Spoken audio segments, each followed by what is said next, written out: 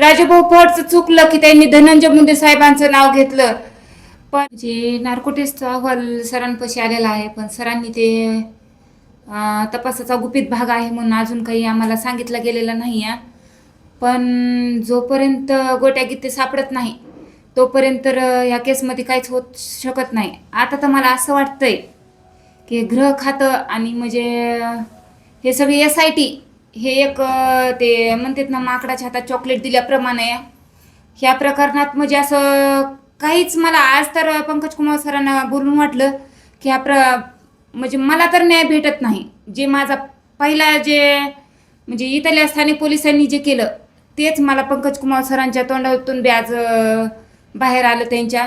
आणि मला एवढं म्हणजे एवढं हे झालं ना, मी एवढा संघर्ष करून बी म्हणजे माझ्या नवऱ्याचे आरोपी बाहेर येत नाहीत. म्हणजे मी सांगू शकत नाही, माझी अशी आज भावना झाली होती. तुम्ही या संदर्भात स्वतः मुख्यमंत्र्यांशी भेटला होता आणि उमेश जे पंकज कुमार त्यांची मागणी स्वतः तुम्ही केली होती? हो, सगळ्यांची मागणी केली. म्हणजे सगळ्यांना मला वाटलं की खरंच माझ्या नवऱ्याला न्याय देतील, पण नाही. एक खातं खूप म्हणजे असं नाकाम आहे सगळं. मी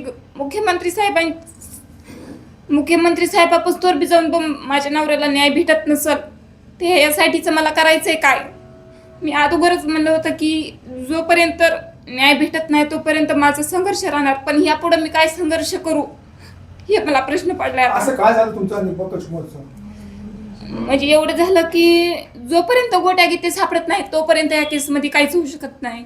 आता गोटा गीते कुठे लपलाय, पाताळात लपलाय का भूत ह्याच्यात गेलाय काय माहिती, आता कशात काय झाले. मग काहीच होऊ शकत नाही म्हणलं आपण त्यांच्याकडून आशा काय करायची. यासाठी कडून 3 तास तुम्ही शेवटी आता 3 तास आमची चर्चा झाली, पण शेवटी 3 तासात जे या स्थानिक पोलिसांनी केलं शून्य तपास, तसाच मला शून्य तपास वाटला पंकज कुमार सरांच्या बोलण्यावर.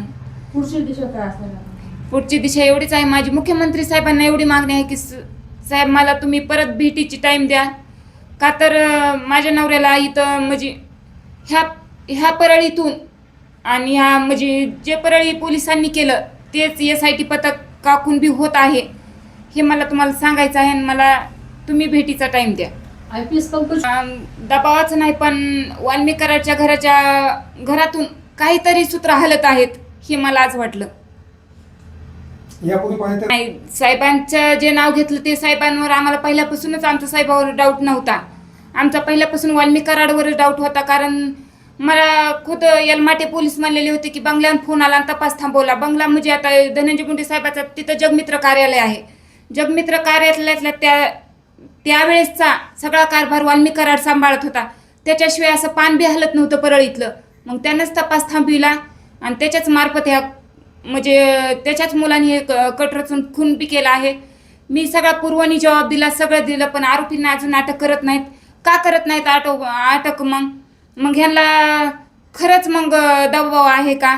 आणि जे दबाव येत असेल ते वाल्मीकराडच्या घरातूनच त्यांना जे आहे ते दबाव आहे. पसवायला नाही पाहिजे होती, कारण जर आपल्या हातात अहवाल असेल, जर आपल्या हातात ठोस पुरावा असेल तरच आपण ठामपणे बोलावं, माझं असं मत आहे. ते तर आता SIT पथक घेईल, गुन्हे तर दाखल होणारच त्यांच्यावर, कारण त्यांनी जर अहवाल हातात नसताना जर ते प्रेस घेऊन बदनाम करत असतील आणि पुन्हा मग त्यांच्या बी असं नाही की त्यांनीच फक्त हे केलं, पण जगमित्र कार्यालयातून बी त्या दिवशी प्रेस झाली, त्यांच्या खिलाफ केस होत गेली.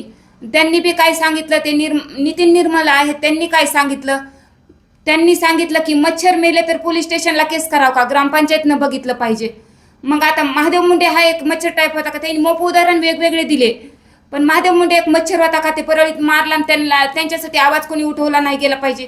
राजभाऊ फडचं चुकलं की त्यांनी धनंजय मुंडे साहेबांचं नाव घेतलं, पण त्यांनी पण एक पद्धतीचा आवाजच उठवला होता ना महादेव मुंडे केस प्रकरणात की काहीतरी होईल, पण आम्हाला माहिती नव्हतं की ते साहेबांचं नाव घेतील.